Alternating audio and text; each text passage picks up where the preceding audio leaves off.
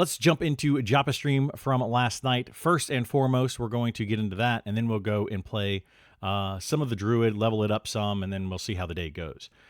So Joppa started the stream yesterday. He was unaware of some of the mishappenings that were going on with the patch when he started his stream, and he became very much aware at the beginning of his stream. So if you want to, see his surprise, go back and watch that. Basically, he was just like, okay, well, stuff happens, and here we are. That's pretty much the gist of what happened.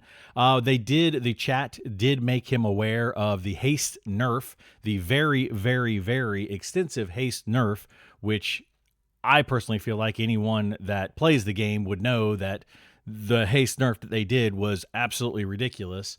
Since there's multiple ways to get dodge rating and parry rating, there's only one way to get haste rating other than the direct spell from like a shaman, for example. It was just kind of a bit ridiculous and a bit of an overswing.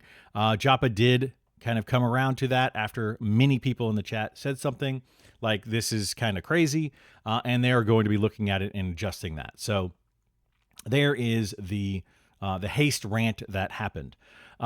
He started playing the Druid, of course. He actually played on a live server, which was really nice to see. I actually put a note down here at the bottom of my notes.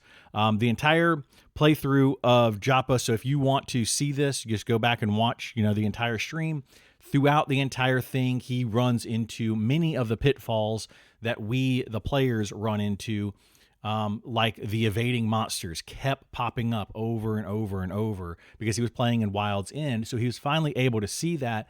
And to me, the surprise on his face and in his voice every single time he found an evading monster was astounding to me, because I assumed that VR was aware of the amount of evading monsters that are in the game. They are everywhere, not just in Wild's End. They are probably more common in Wild's End, but they are all over the game still.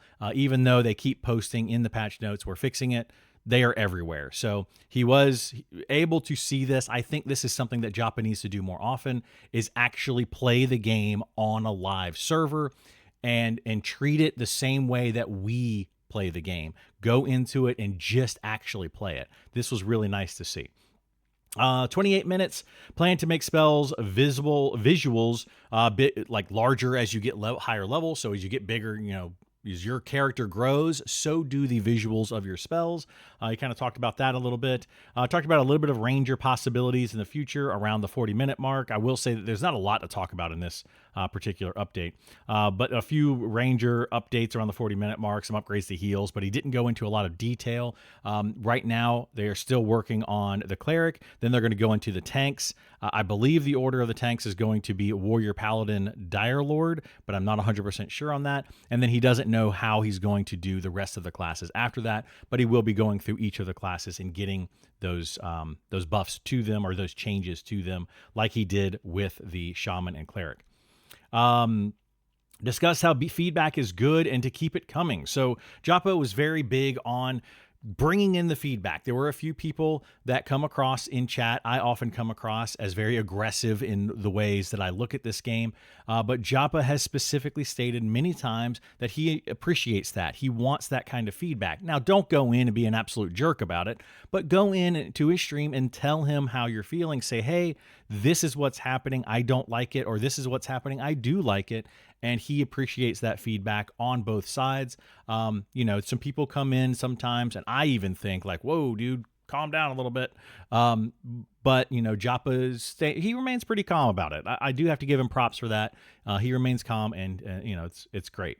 Talked about the wizard for a minute at the 56-minute mark, which wasn't really much going on there. At the 1 hour, 20-minute mark, he went over summoner a little bit and talked about basically the question that came up was, summoners and their armor for their pets is very clunky system, and something that they're looking at doing is some sort of thing where the summoner summons a box, and in that box they throw in a bunch of objects, and then they create summoned armor based on the things that they get. I'm not sure where they're going with this, but if you want to check that out, it's at the hour 20-minute mark.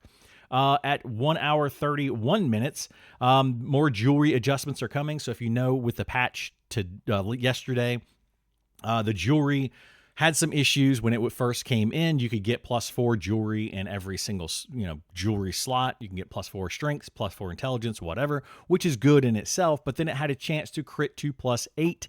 And that +8 jewelry was absolutely best in slot for anyone. Now they have fixed that, but now instead of +8, it is down to +6, which is still a problem. Those +4s went down to a +3, which is probably more in line with where they should be. But anyway, more of the adjustments are coming. They also adjusted things like, this orc earring got an additional +1 strength. Some other items got an additional +1 to them in different places. So look at your jewelry, double check, see if the stats have changed on it. In some cases they have, and others they have not, but more adjustments will be coming. He did talk about, during this whole conversation about jewelry, that he may be doing a possible stream in the future where he discusses itemization with the community during the stream. That might be something that some of you may be interested in. So hopefully, if that happens, we'll go over it pretty thoroughly. 1 hour 40-minute mark, people were continuing to talk about different things that they could do as far as adding to the game, and cosmetics came up. So cosmetics and like a real money market where you can go in and buy cosmetics is a possibility in the future, but it is still absolutely on the table, but not necessarily something they are looking at doing anytime soon. If they do any type of thing like that, there will be zero pay to win kind of things. No way to advance faster, no way to buy gold, no way to buy experience, our armor, like actual items in the game. It will all be 100% cosmetic. We have all heard this before from many different companies, but I do believe that they do not want to go that direction. So hopefully that is the case. But it'll be things like skins, housing stuff, mounts, those kinds of things are what you're looking at. Of course, mounts aren't coming in anytime in the future. Auction house was another thing that was brought up kind of during this whole discussion. And he said that is a maybe. So there might be an auction house put into the game. There might not be. They're still weighing the pros and cons of that. He basically says the main con to that is that it takes away some of the social aspect of the game, which I do agree with. I could definitely see how it takes away from the social aspect. But at the same time, it means that you have to be online to sell your stuff and you have to meet up with somebody. And I get the social aspect of that, but it is pretty tedious as well. So they are looking at the possibilities of that. And along that same line, they're looking at shared bank slots, a mailing system as well. So those are two other things that kind of go along with the auction house. He did say he was leaning more towards the mailing system than the other two, but they're all kind of on the table. So that's where we are with that. 1 hour, 59 minutes. Wizard and Druid will eventually have self-only ports. So the idea there is that they'll start out with self-only ports, then they will grow into group ports to the same locations, very much like they did in EverQuest 1. So if you ever played that game, you know exactly what that's like, but basically I just explained it. General chat about what Joppa feels like. So basically from the 1 hour, from the 2 hour mark throughout the rest of the stream, there's not a whole lot that they talked about. But general chat about how Joppa feels about classic MMOs and his feelings about early access. You can kind of hear a little bit about that. He's talked about that quite a bit. More talk about servers with rules of engagement and Wild West. So their idea right now is still leaning towards, when 1.0 comes out, having different servers with different rules of engagement. Some will have no rules of engagement. Some will have strict rules of engagement. Basically, the first to a camp, wins or whatever, most damage done stuff, first to engage, all of those things were kind of discussed. They're still all on the table, but as of right now, it looks like they're going to do something with different servers are going to have different rule sets. Personally, if you ask me, bad idea, but hey, I'm not making the game. I think it's actually a very bad idea to do different rule sets. It just splits up the player base for absolutely no reason. I think they should stick to, this is Pantheon. This is what we want Pantheon to be. If you like it, play it. If you don't like it, go somewhere else. And I know it's really hard for a company to say that because they don't want to dismiss any portion of their player base, but they're trying to make too many people happy with spreading out the player base, and that's not going to be a good thing. Anyway, let's move on. At 2 hour 44-minute mark, tentative plans for manual aiming mode. So they have like this manual aiming mode idea. Right now, you have ground targets in the game. An example of that would be a wizard being able to target the ground for their portal spell and basically jump to that location.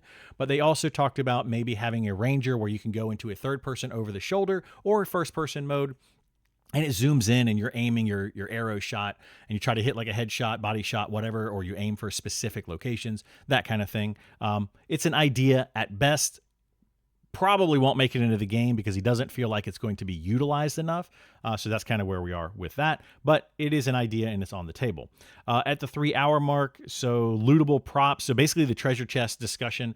Right now, the treasure chests are kind of, in my opinion, like I think they're just a dumb idea and they probably should be taken out. But they were using that as a example of what they could do, which the examples that he used are something like Skyrim or Elder Scrolls style games where you have a box sitting over to the side, or you have a weapon rack and you can just walk up to it and pull a weapon off of it. That weapon could end up being this awesome, amazing, magical weapon with a very, very low chance of it being that, but more than likely it's just going to be like a rusted, piece of junk weapon.